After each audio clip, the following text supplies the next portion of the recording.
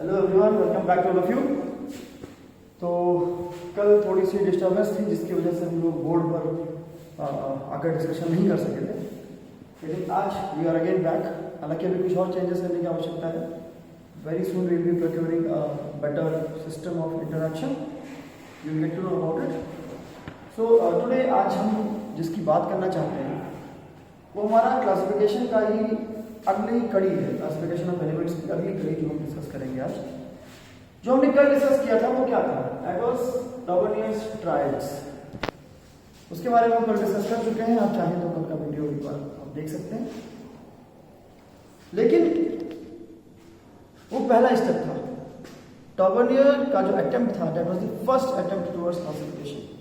और ये भी देखा गया कि जो डॉबर्नियर ने किया या डॉबर्नियर ने किया, it was applicable to only a few series of elements.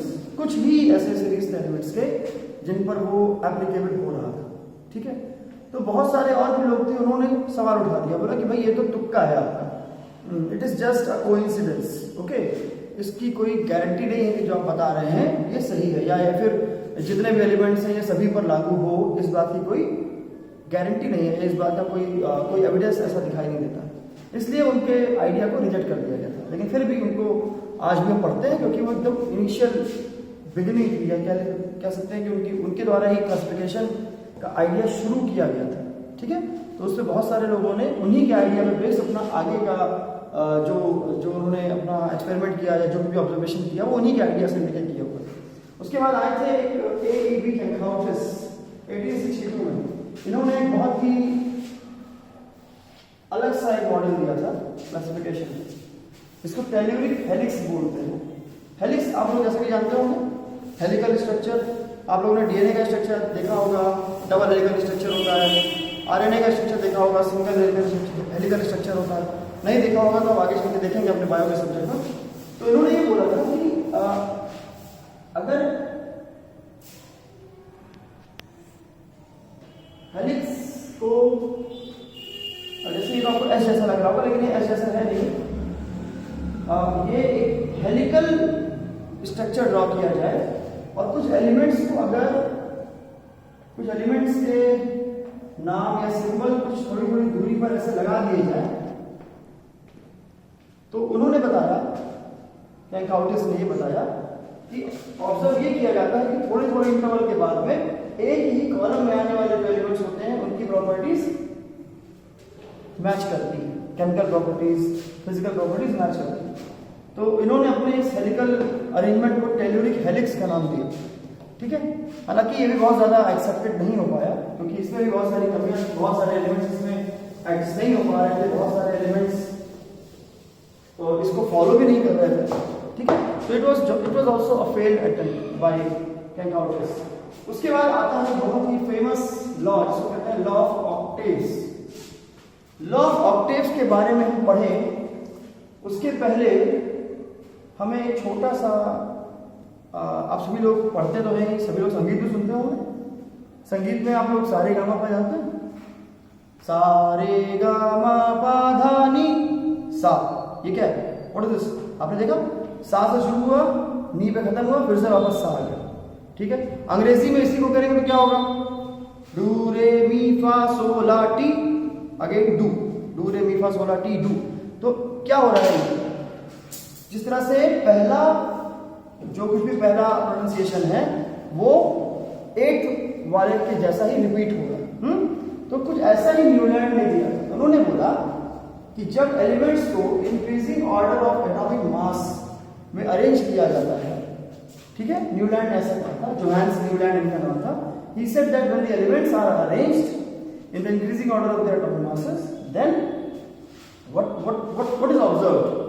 He observed that the physical and chemical properties of the first element is repeated by the 8th element. Okay, clear? जैसे कि अगर सरल की बात करते हैं, सा रे गा मा पा धा नी, और उसके बाद में सा आया। अगर इंग्लिश में इसी को करते हैं तो डू रे मी पी, टी एंड अगेन डू। ठीक है, तो जिस तरह से आप यहाँ पे देख रहे हो कि 1 2 3 4 5 6 7 7वें के बाद 8वां element is repeated, right? Here also the same thing is observed. उसी तरीके से he said that the 8th element will be something that will exhibit the properties of the first element. For example, अगर हम elements में arrange करते हैं lithium, beryllium, boron, carbon, nitrogen, oxygen, fluorine, कितने हो भाई? 7। तो उनके समय पर नोबल गैसेस की डिस्कवरी नहीं हुई थी।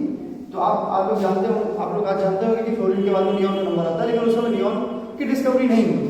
तो उनके लिए जो 8वां एलिमेंट था वो था सोडियम, और उन्होंने जब इस सीरीज को ड्रॉ किया तो उन्होंने ये देखा कि लिथियम और सोडियम की प्रॉपर्टीज आपस में बहुत मैच कर रही हैं। इन दोनों ये दोनों के दोनों क्या कहलाते हैं? दोनों के दोनों अल्कलाइन मेटल्स कहलाते हैं। ठीक है, इन दोनों का आप कॉन्फ़िगरेशन करेंगे तो आप पाएंगे कि इसमें भी आउटर मोस्ट शेल में 1 इलेक्ट्रॉन है, इसमें भी आउटर मोस्ट शेल में 1 इलेक्ट्रॉन है। बहुत सारी प्रॉपर्टीज जिनके बारे में हम आगे चलकर पढ़ने वाले हैं। तो उसमें whatever he observed was absolutely correct. जो उन्होंने ऑब्जर्व किया उसमें कोई गलती नहीं थी, बिल्कुल सही था। लेकिन समस्या ये आ रही थी कि ये पर्टिकुलर जो इनका ये ट्रेंड है या जो ये लॉ ऑफ ऑक्टेव है, ये सिर्फ और सिर्फ कैल्शियम तक ही लागू होता है। एटॉमिक नंबर 20 तक ही ये अप्लाई होता है। ठीक है, लेकिन जैसे ही हम एटॉमिक नंबर 20 के आगे बढ़ते हैं, 21, 22 एंड सो ऑन आगे बढ़ते हैं, तो ये लॉ ऑफ ऑक्टेव्स बुरी तरह से फेल हो जाता है। क्यों फेल हो जाता है? वो इसलिए फेल हो जाता है क्योंकि जब आप बहुत आगे चले स्टडीज हुई तो पता चला कि डी सबशंस भी होती हैं, वहां पे 10 इलेक्ट्रॉन्स आते हैं। ठीक है, उस समय ये सब का कोई कॉन्सेप्ट नहीं था। तो जो उस समय जितना आइडिया था उसके हिसाब से ये डिस्कवरी या ये उनका ऑब्जर्वेशन वाज एब्सोल्युटली करेक्ट। लेकिन the problem was that it could only be observed up to atomic number 20, that is calcium. अगर आप इसी तरह से सीरीज फिर से ड्रॉ करेंगे तो आप देखेंगे, क्या देखेंगे भाई? सोडियम के बाद magnesium, aluminium, silicon, phosphorus, sulphur, potassium. तो ये तीनों प्रॉपर्टीज एक जैसे, इनकी प्रॉपर्टीज एक जैसी। ठीक है, लेकिन इसके बाद सिर्फ इन दोनों की ग्रुपिंग हो सकती है, इनकी प्रॉपर्टीज इसमें मिलेगी। मतलब इसके आगे इस लॉ ऑफ ऑक्टेव को हम कंटिन्यूअली अप्लाई नहीं कर सकते। तो आप लोग ये सोच सकते हैं कि यहाँ पे मैंने बताया नियॉन एग्जिस्ट, मतलब नियॉन का कोई मेंशन नहीं है। उसी तरीके से नियॉन के बाद जो दूसरा नोबल गैस है जो आज की डेट में हम जानते हैं, कौन सा? आर्गन। ये भी डिस्कवर नहीं हुआ क्योंकि सारे के सारे noble gases were not discovered eight that time. उस समय तो पूरा एकदम रहस्य ही था। अभी भी बहुत बड़ा रहस्य है, अभी बहुत कुछ मिस्टीरियस है। ठीक है, लेकिन उस समय आज के कंपैरिजन में देखेंगे तो उस समय बहुत कम नॉलेज थी, बहुत कम जानकारी थी इन सब चीजों के बारे में। तो उस समय जितनी जानकारी थी उसके अनुसार उनका जो ऑब्जर्वेशन था उन्होंने सही किया था। At that time the observations were absolutely correct. Okay, so I hope you understood this. So the major drawback of this law of octaves is that it can be stated true only up to atomic number 20, that is calcium. Beyond calcium it fails badly.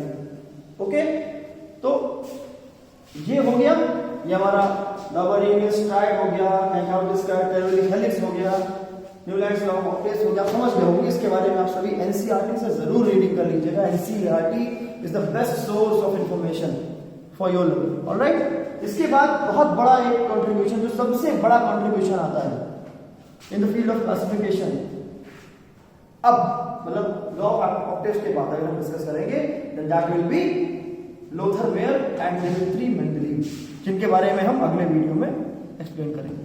ठीक है, till that time take care.